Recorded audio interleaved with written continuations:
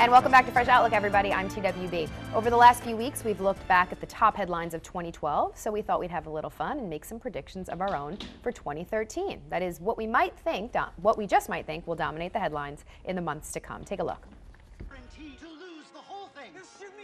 U.S. presidential drama Lincoln leads the pack of Oscar hopefuls with 12 nominations, including a nod for Best Picture and Steven Spielberg's directing. Daniel Day-Lewis's performance as the U.S. president could earn him his third Best Actor trophy. He will go up against Hugh Jackman for Les Miserables, Bradley Cooper for Silver Linings Playbook, Joaquin Phoenix in The Master, and Denzel Washington in Flight. Shipwreck Tale Life of Pi is close behind Lincoln with 11 nods, including one for director Ang Lee, while the screen adaptation of the musical Les Mis received 8 nominations, including Best Picture and Best Supporting Actress for Anne Hathaway. Amour, a moving love story about an elderly couple, fared well with the Academy, winning Best Picture and directing nods for Michael Haneke and a Best Lead Actress mention for 85-year-old Emmanuelle Riva, who became the oldest Best Actress nominee in the Academy's 85-year history. At the opposite end of the spectrum, 9-year-old Quvenzhané Wallis became the youngest ever Best Actress Oscar nominee for her performance in Beast of the Southern Wild, which also garnered a nod for first-time director Ben Zeitlin. The Oscars will be handed out in Hollywood on February 24th. So obviously that's one of the headlines that's going to dominate the papers over the next couple weeks, so we'll start with that. Oscar nominations, predictions. First off, we should say, once again, the oldest and the youngest nominee ever for Best Actress. Right. Anyone know how to say that actress's name, that 9-year-old? No. Sorry. I'm not going to even attempt, but then there's, for Amour, Best Actress nominee, the oldest. So there you go. Anyone predictions? Yeah, there you go. Predictions? Little elf just told me. Yes. Yeah, you know, I haven't seen all of the full slate of all the films. You know, I saw Django Unchained. I thought that was a pretty good movie. A lot of controversy there. A lot of controversy around it. Sure. The movie critic on Channel 7 ABC New York. What it was showing, question the source on that. You know, how did you feel? You disagree? I mean, the film, and it's maybe too much to get into in this segment here, but it is a very, very violent film. It's a Tarantino film. That's what he does. Exactly. He does it so well. I don't think it's an overuse of the N-word. I think there are some interesting historical things there. You know, I don't think there's any need to defend the film, though. I mean, it's a good, entertaining film. Go see it if you want to see it. It's not an accurate representation of the history of slavery. That's what he was saying. But it is a unique story to add to, and hopefully will become more and more films about the institution of slavery. That's what I hope that this film does, that it creates a space where we can have more stories be told about. And it's not a documentary, it's entertainment. It's not. Right. It is very entertaining. We got to remember that. Anyone see Zero Dark 30? I just saw that. Not yet. It just came out wide, you know, the wide release just came out, but I'm hearing of slavery. That's what I hope that this film does, that it creates a space where we can have more stories be told about. And it's not a documentary, it's entertainment. It's not. Right. It is very entertaining. We got to remember that. Anyone see Zero Dark 30? I just saw that. Not yet. It just came out wide, you know, the wide release just came out, but I'm hearing good things about that as well. Jessica Chastain, fantastic. As But far again, as I'm concerned, you only need to see the last 20 minutes. Spoiler alert. Spoiler alert. You don't like long movies. No, we were saying Lincoln was good, but it could have been 30 minutes shorter. It was just way too long. And also, again, inaccuracies there in terms of representing his role as the one who, quote unquote, freed the slaves when he wasn't at all an abolitionist in any way. And no Frederick Douglass in the film. No Frederick Douglass in the film. Harriet Beecher Stowe. You know, the whole idea of you know, Lincoln, you know, sort of being the one to emancipate exclusively is very off base, and sadly, I think is going to be used as a teaching tool in a lot of schools for students going forward, and unfortunately won't really give the full picture. I do think Daniel Day-Lewis did an excellent job representing Lincoln as a character. For Best Actor? Well, I think Joaquin Phoenix, frankly, has a great shot at his role in The Master. He was just, he became that character in terms of he was skin and bones, and he was completely, this is somebody who was dependent on alcohol and unstable.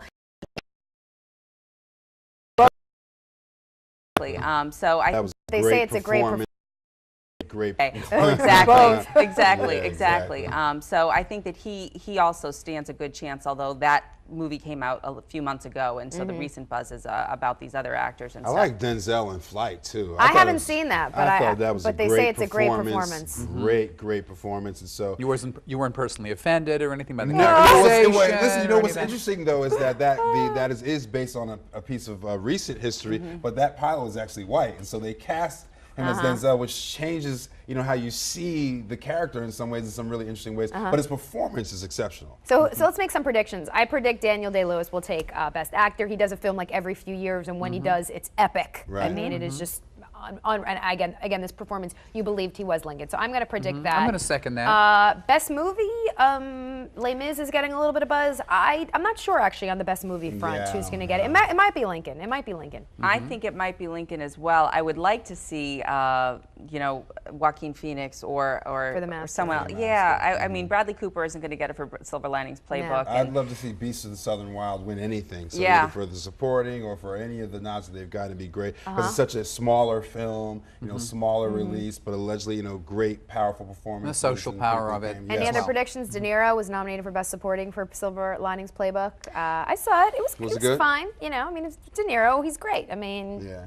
he's getting older. Is He's that at why? that time of life when they kind of give him awards whether he deserves them or Right. not. Right. Come on. Deserves Anybody it. see him Yeah, more? The Anyone see Impossible. him No, more? I did No, not see haven't that. We're seen that terrible one yet. movie critics. Yeah, We yeah, haven't we're seen bad. it. I think Where's that Jessica- movie guy? I He's know. been back. Look at the movie guy. Yes. We have not seen anything. Jessica Chastain and Jennifer Lawrence are the two young girls that are coming up and being in the movies now. Jennifer Lawrence made a big, you know, splash with the Hunger Games and stuff. Yeah. I think that it would be great for her career if she would be able to launch with a nod in there. But we should also mention that Naomi Watts is up for The Impossible, which is about the tsunami. Right. That You know, a looks few great, years yeah. ago. And I'd also like to mention, talking about natural disasters, that this is the year. This is 3 years since the hurricane and earthquake, I should say, in Haiti today. And so, you know, talking about natural disasters, if you want to use a movie to talk about politics or bring spotlight on something, why don't we talk about what is happening with the NGOs in Haiti right now? I know I'm veering, but let's, you know, if you're going to make a movie about the impossible and the tsunami, let's see one about Haiti. I mean, We're not Sean making- Penn can we do haven't it. made enough His progress NGO in down 3 there years, can do have it.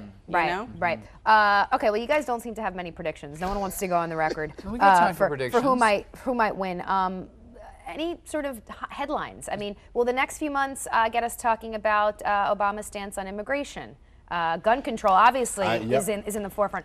Let's make some predictions on what we think we might be talking about. Well, as many people know, because I'm the author of Rooted Diverse Memoir, I actually did a workshop the other day with Richard Blanco, and he's the one who's going to be doing the inaugural poem for President Obama. And this is an institution that was sort of started with President Clinton, and we've seen a few people come forward in the last several years. Anyway, Richard Blanco is Cuban and he's gay. He used to be an engineer, and now he's a full-time poet. And he's somebody who's representing that market, that Hispanic market, that immigrant market, and also the growing, you know, homosexual population in the United States that I think Obama's catering to. So I think immigration will be up on the agenda. I hope so. Obviously, gun control. What else? Yeah, we're going to see gun control. I think you'll see Assault weapons? You think we'll they're going to be off? We'll see a push for the assault weapons ban. Not sure we'll get it. I think we'll get controls on ammunition. I think we'll get an executive push that will get universal background checks, and then, you know, we'll have a more robust conversation about violence in video games, entertainment, and things of that nature. So I think that's what we'll see on gun control. I think that what we'll see when the sequestration deadline comes up in a couple of months,